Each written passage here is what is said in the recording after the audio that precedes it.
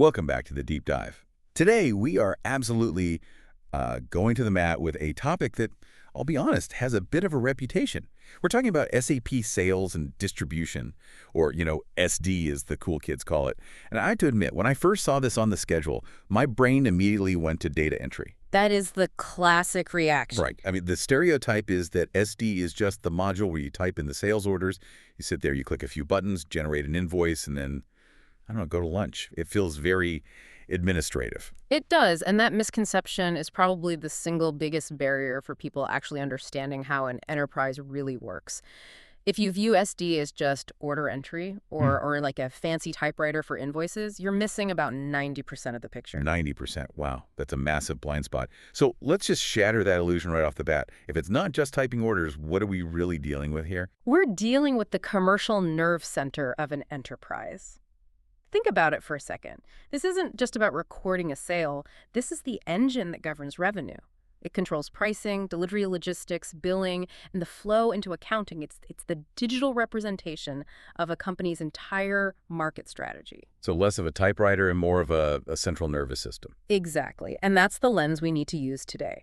We're taking the senior consultant mindset. A junior consultant asks, how do I create an order? A senior consultant asks, how does this order affect the company's bottom line and its legal standing? When you look at it that way, SD forces a business to answer 5 absolutely fundamental questions, and it demands answers with zero ambiguity. Okay, I love a good framework. Let's walk through these 5 questions. What's number 1? First, who is the customer? And that sounds simple, right? It's Bob. But in SAP, Bob isn't enough. Is it the person paying? Is it the person receiving the goods? Is it the corporate entity negotiating the price? Are they even creditworthy?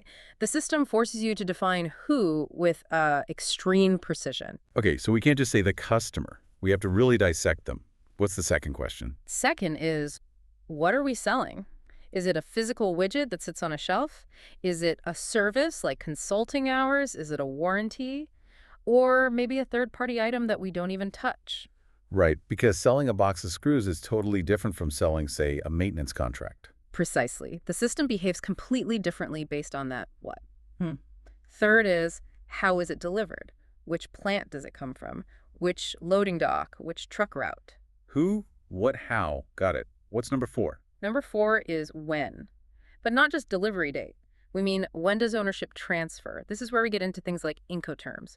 Does the risk transfer to the customer when the truck leaves our dock or when it arrives at their front door? That's a huge distinction. If the truck crashes in the middle, whose problem is it? Exactly. SD defines whose insurance pays out. And finally, the 5th question is where. Specifically, where does the financial impact flow? Which general ledger account captures the revenue? Which bucket does the tax go into? Okay, that last one feels like it's drifting a little bit into finance territory. And that is the secret sauce. Everything in SD, every single table, every configuration node, it all exists to enforce the answers to those 5 questions, systematically and auditably. We aren't just processing transactions, we're building a legal framework. That's a huge shift in perspective. So it's not just data, it's law and money. So our mission today is to move from that transactional view, just memorizing T-codes, to a process view. I know we've broken this down into the skeleton, the muscle, and the movement. Right. The structure, the master data, and the stock. Let's start with the nature of the beast. You mentioned the process view. In the notes, there's this contrast between happy path thinking and process orchestration. Can you unpack that for us? Sure. The happy path is what you learn in a basic training course or, a boot camp. Cool. You memorize a linear sequence. You go to transaction VS01 to create an order, then VL01 to create a delivery, then VF01 to create an invoice. It's clean, it's straight. And it creates a nice little document flow. It does. And I'm guessing that almost never happens that smoothly in the real world. Yeah, that was my next question. Almost never. Because the real world is messy. Real life involves complex value chains. It's not just order to cash, it's quote to order. Or think about returns management reverse logistics is incredibly complex. Oh, right. Because if I return a laptop, you don't just undo the sale. Exactly. You can't. You have to authorize the return, receive the goods back into a specific return stock category because you can't sell a used laptop as new. Then you have to inspect it, issue a credit memo to the customer, and maybe trigger a repair order. That is process orchestration. That creates a whole web of dependencies. It does. Think about consignment, where we put our stock at the customer site, but we still own it until they use it. Or intercompany sales, where our French subsidiary sells to a customer, but the goods ship from our German factory. And if you only know the transaction codes, the happy path, you're completely sunk when a client asks, how do we handle a partial return of a third-party dropship order? You're lost. You're completely lost. That's a process question, not a T-code question. And this leads to the biggest reality check for anyone stepping up to a senior role. SD sits right at the intersection of 4 major domains. It's the hub of the wheel. It really is. You have materials management for sourcing and availability. You have FI finance for revenue recognition and tax. You have co-controlling for profitability analysis. And you have PP production for demand planning. So it sounds like SD is the one module that can't really survive on its own. It can't. And here's a statistic from the research that really just stood out to me. 70% of reported SD issues are actually integration issues. 70%, that is wildly high. But it makes perfect sense when you think about it. A user screams, I can't build a customer, the system is broken. Mm-hmm. The junior consultant looks at the billing configuration and sees nothing wrong. The senior consultant, they look at the integration. They check the customer master and see that the finance team has placed a posting block on the reconciliation account because the customer hasn't paid their bills in 6 months. So it wasn't an SD error at all. It was finance doing their job, and SD was just respecting that. Exactly. So the consultant is really a translator. Your job is to take business language. We need to sell widgets to France, but build them in Switzerland, and map that to SAP logic. You aren't just clicking buttons, you are translating business intent into a rigid, auditable system. Let's get into the mechanics of how we build that system. We called this the skeleton, which is the organizational structure. I really like the waterfall analogy used in the material. Can you walk us through that visual? Yeah, sure. Visualize a cascading waterfall. At the very top, the highest level, you have the legal layer. This is the company code. The bucket that catches the money. Correct. The company code represents a distinct legal entity. It's the one truth for financial statements. This is where the balance sheet and P&L live. If you sell in US dollars, but your company code is in euros, the system automatically handles the exchange rate gains or losses right here. And there's a trap here for the uninitiated, right? The cross-company trap. Oh, it's a classic mistake. Imagine you have Sales Org A, which is assigned to company code 1000 in the US, but they sell goods that are physically sitting in plant B, which belongs to company code 2000 in Germany. So I'm selling your stuff, basically. Exactly. You cannot just map them together directly because they are different legal entities. You can't just take stock from a German company and give the revenue to an American company. The tax authorities would. Well, they'd put you in jail. Right, that's tax evasion, or something close to it. Or at least transfer pricing fraud. So this triggers a whole intercompany sales process. The German company physically ships the goods to the customer, but legally sells them to the U.S. company, who then sells them to the final customer. The system handles all those invoices in the background. But if you just try to wire the U.S. sales org to the German plant without that configuration... Computer says no. Computer says no, and the auditors say absolutely not. Okay, so below the company code in the waterfall, we have the commercial layer. Well, this is the sales organization. Think of this as the team throwing the money into the bucket. The sales org is legally responsible for the product. If the customer sues because the product broke, they sue the sales org. And the notes mentioned a real project insight here about over-designing. What's the common mistake people make? The mistake is mirroring your internal HR chart instead of your legal structure. People want to create sales org north and sales org south just because they have a manager for the north and a manager for the south. Sounds logical, though, on the surface. It sounds logical, but it's a trap, a huge trap. If they are the same legal entity, keep it one sales org. Use sales offices or sales groups for reporting on north versus south. If you create 2 sales orgs, you have to duplicate your pricing, your master data, and your configuration for every single one. It becomes a maintenance nightmare. So the rule is, keep it simple. Don't build structure you don't actually need. Exactly. Next down the waterfall is the strategy layer, the distribution channel. The pipe through which the money flows. Right. Wholesale, retail, e-commerce. This is the primary driver for price differentiation. Because I'm going to charge a different price to a wholesaler buying 10,000 units versus a retail customer buying just one. Precisely. Same product, different channel, different price. And below that, we have the product layer, the division. So motorcycles versus soft part parts versus apparel. And when you combine those three, sales org, distribution channel, and division, you get something the sources call the Holy Trinity. The sales area. This is arguably the most critical concept in SD structure. Customer master data and pricing exist at this specific level Why is that distinction so important? What's the why behind that? because it acts as a gatekeeper. If a specific combination, say sales org, Germany, wholesale channel, motorcycle division, is not explicitly configured, you cannot create an order for it. It simply doesn't exist in the universe of the system. You can't sell a motorcycle through the service channel if you haven't set up that sales area first. It forces you to be intentional about what you sell and how you sell it. Exactly. Total control. So we've got the legal, commercial, and strategy layers. Now we need to get physical, the logistics layer. Right. So we have the plant.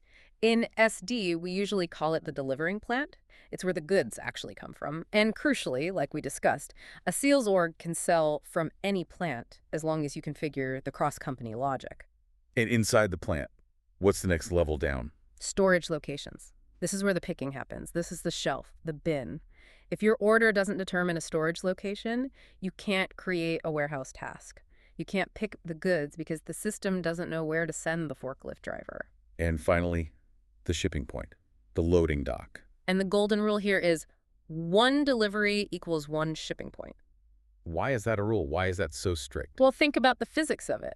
You have a truck at the liquid dock pumping chemicals. You have another truck at the solid dock loading pallets.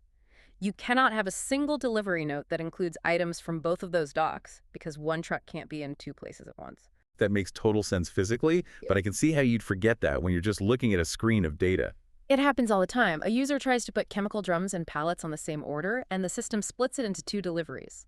They call the help desk saying, "It split my order." And the consultant has to explain, yes, because of physics. So how does the system know which shipping point to use in the first place? It uses a specific formula. The shipping conditions from the customer master-like as soon as possible, plus the loading group from the material master-like forklift versus crane, plus the delivering plant. It's a very rigid determination. Okay, so we've built the skeleton, we have the structure. Now we need to put some meat on those bones. Section 3, the muscle. Master data. Right.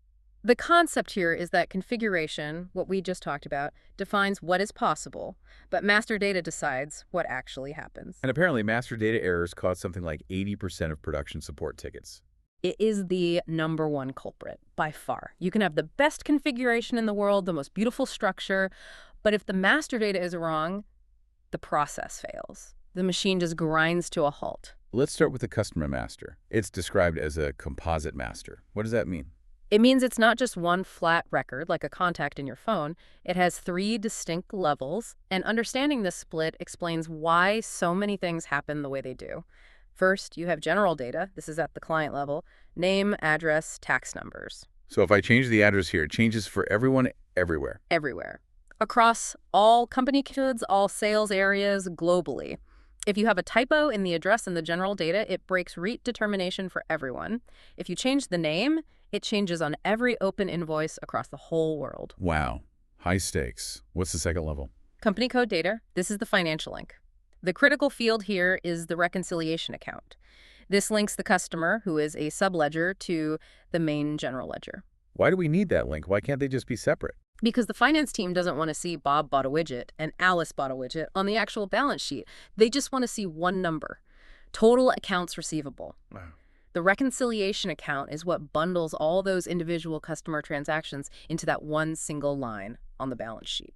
And the conflict here is that sales can't create a customer until finance opens this view, right? That's the bottleneck. Exactly. You'll see sales consultants on a project just waiting on finance consultants to extend the customer so they can finally start selling. It's a classic project bottleneck. And the third level. Sales area data. This is specific to the channel. You might have different pricing or shipping conditions for the wholesale channel versus the online channel for the same customer. And the rule is simple. No sales area extension equals no order, period. Okay, moving from the customer to the material master. What's the single most important thing to watch out for there?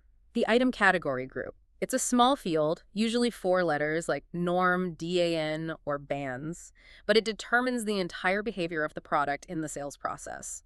How so? Give us an example. Well, norm is a standard stocked item. The system knows to check inventory, schedule a truck, and pick it. DIN is a service. The system knows not to check inventory and not to schedule a truck because you can't put consulting hours on a pallet. So if I accidentally label a service as norm, The system will try to make you ship it. It will demand a shipping point, a weight, a loading group, and you'll be stuck because, well, you can't weigh a service. one field, total process failure. Exactly. It breaks everything downstream. Now, there's a concept here I really liked called the ultimate override, the CMIR. The customer material info record. This is a lifesaver. Suppose your internal code for a product is Pentium 500, but your customer, say Intel, called it ChipX. You use the CMIR to map their language to yours. So when they send an order for ChipX, the system automatically swaps it to Pentium 500. But it does more than just translation, right? It's not just Right. a lookup table. No. It overrides the master data. Let's say a specific VIP customer demands that this one material always comes from plant B, even though the standard rules point to plant A. Or maybe this customer is the only one who gets partial deliveries. The CMIR overrides the standard logic for them and them alone. It's the highest priority in the hierarchy. That sounds incredibly useful for those VIP clients who just have to be different. It is, but with great power comes a great responsibility. You have to maintain it. If that VIP customer changes their mind, you have to remember you have this hard-coded override sitting in the background. Right. And the sources mention that governance is war. It really is, because you have siloed ownership. Sales owns their tabs on the master data, finance owns theirs, the warehouse owns theirs. A senior consultant knows that you have to define ownership, a CI matrix, and then use required fields in the system to force discipline. You can't just hope people enter the data correctly. You have to make the system reject the record if they don't. Speaking of enforcing discipline, that leads us perfectly into Section 4, the DNA, the customer account groups. This is one of my favorite topics because it's so often dismissed as just a label. But the account group is the template that dictates the entire customer's behavior. It controls what the sources call the pillars of control. Let's talk about the big ones mentioned here. Right. It controls number ranges. So does the system assign the ID like 1, 2, 3, or do you type it in like APLE or Google? It controls field status, what is hidden, required, or optional. And it controls partner determination. Let's break down the Z groups, the custom groups that you see in the real world. Let's start with the sold to. Okay, so 0001 sold to. This is the anchor. The sold to is the legal buyer. They're the ones who place the order. All the sales area data is critical here because this is who we are actually selling to. And 0002 is the ship to. Right, the delivery recipient. Think of a warehouse or a specific store. A ship to doesn't care about pricing or credit limits. It cares about transportation zones and unloading points, the physical logistics. And the note here warns about a common mistake, creating a new sold to when you just needed a new shipping address. It's a massive mistake, a huge one. Let's say Walmart opens a new store.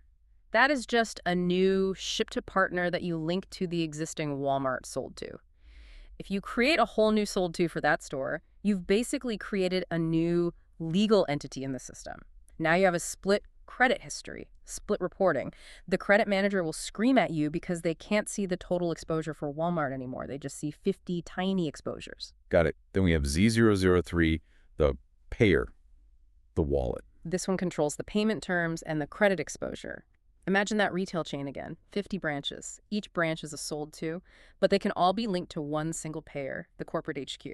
If the HQ hits its credit limit, all 50 branches are blocked from ordering instantly. That's powerful logic. It allows you to centrally manage the risk while still decentralizing the actual ordering. Exactly. And finally, 004 is the bill to. It's just the mailbox. Who gets the physical or digital invoice? Simple as that. Now there's one group that sounds like a video game cheat code, the one-time customer, CPD. Yeah, we call it God mode. It's for walk-in customers. Let's say you have a factory shop and people come in off the street. You don't want to create a full master record for every single person who buys a t-shirt. So what do you do instead? You use a CPD account. It's a generic master record. When you create the order, the system pops up a window and asks, okay, what is the name and address for this specific transaction? You type it in manually just for that one order. Why is it listed as a major risk? Fraud. It's a black hole for auditors. It's very hard to track history because the data isn't in the master record. It's buried deep in the transaction itself. If you see a lot of high-value sales going through a one-time customer account, that is a massive red flag. Someone could be selling to a sanctioned entity or just, giving goods to their cousin. So the design principle here is crystal clear. One role equals one account group. Don't mix them. Never make a generic group that tries to be everything. By keeping them separate, you can enforce mandatory fields. For example, a payer must have a tax ID. A ship-to doesn't need one. If you mix the groups, you lose all that granular control. Okay, we've built the structure, we've defined the data, we've set the rules. Now we have to deal with reality. Section 5, stock posting. And here's the fundamental truth of it. SD consumes reality. It doesn't create it. You simply cannot sell what the system doesn't see. So let's talk about how stock gets in there in the first place. Yeah. We have the Genesis movement types. The big ones are 561 versus 501. Right. 561 is the big bang. This is used only during go live. You are uploading your initial stock balances. The night before you turn on SAP, you count everything in the warehouse. You say, we have 1,000 widgets. You upload that with 561. There is no purchase order, no vendor. It's just, here's what we have. And if that upload failed, Day one operations stop. Dead. You have nothing to sell. Yeah. You can't create a delivery if the system thinks your stock is zero. but what is a 501? How's that different? 501 is for receipts without a PO during ongoing operations. Maybe a vendor sends you free samples. Or you find a box in the corner that fell off a truck a year ago and wasn't in the count. It sounds convenient, but I assume there are risks. Oh, yeah. It bypasses the standard procurement process. You're increasing your inventory value without a corresponding invoice. Finance generally hates Movement 501 unless it's very strictly controlled. Now, the big one for SD consultants is the STO, the stock transport order. This is where SD really meets MM. It's for moving stock between two of our own plants. But we don't just move it instantly like a magic trick. We use SD logic, we use deliveries to do it properly. Walk me through the chain. Why use SD logic to move our own stuff around? Because we want the documentation and the control. It starts with a purchase order from the receiving plant. Then SD creates a replenishment delivery from the sending plant. Then the warehouse picks and packs the goods. Then, and this is the absolute key, the post-goods issue. This triggers movement 641 or 643. And at that exact moment, where is the stock? It's in limbo. It has physically left the source plant, but it hasn't arrived at the destination plant. We call it stock in transit. And why does this cause so many headaches? Because ATP, the availability check, usually ignores stock in transit by default. Business users look at a report that shows total stock and they say, hey, we have 100 units, why can't I sell them? But they fail to realize those 100 units are on a truck somewhere in Nebraska. They aren't in the building, ready to be picked. Exactly. They exist financially, but they don't exist logistically for a new sale from that plant. That seems like such a classic communication breakdown. The computer says yes, but reality says no. It is, or you get the opposite problem. Stock exists, but I can't deliver. How does that happen? Usually that's because the stock is in the wrong storage location, or more commonly, it's in quality inspection status. If stock is in quality or restricted status, SD cannot touch it. It's there, you can see it on the report, but it's blocked until the lab releases it. Or, as the notes mention, the stock is dynamically reserved by other open orders. Right. This is the silent killer. You look at the stock report and see 50 units on the shelf. You try to create an order for 10 units, and the system says, 0 available. Yep. Why? Because 5 minutes ago, someone else placed an order for all 50 units. The system has already mentally promised that stock to them. To you, it looks available on the shelf. To the system, it's already gone. It's spoken for. Precisely. Understanding that dynamic availability is what separates a user from a true consultant. So wow, we've covered a massive amount of ground here. We've gone from the high-level legal structure down to the nitty-gritty of stock movements on a truck somewhere in Nebraska. We've built the skeleton with the org structure, we added the muscle with master data, we defined the DNA with the account groups, and we connected it all to reality with stock posting. If you had to boil this entire deep dive down for our listeners, someone who wants to develop that senior consultant mindset, what is the final takeaway? It's this. SAP SD is not about selling products. It is about selling correctly, legally, profitably, and repeatably. A junior consultant focuses on making the error message go away. They just want to click the button to get the order through. And the senior consultant. A senior consultant focuses on why the error message appeared in the first place and what business rule it is protecting. They understand that the error message is there to stop you from breaking the law or, losing a ton of money. That's a really powerful distinction. And I'll leave you with this one thought from the source material, which I loved. If SD is designed well, the business scales effortlessly. You can add new countries, new products, new channels without breaking a sweat. You just plug them into the framework you've already built. But if it's bad, if it's designed poorly. If it's designed poorly, chaos looks like automation. Chaos looks like automation. Say that again? You're just making errors faster and more efficiently than ever before. You're scaling your own mistakes. That is a terrifying and brilliant thought to end on. View the system as a set of logical behavior switches, not just a list of transaction codes. Thank you so much for breaking all this down. My pleasure. It was a lot of fun. And to our listeners, thanks for diving deep with us. We'll see you on the next one.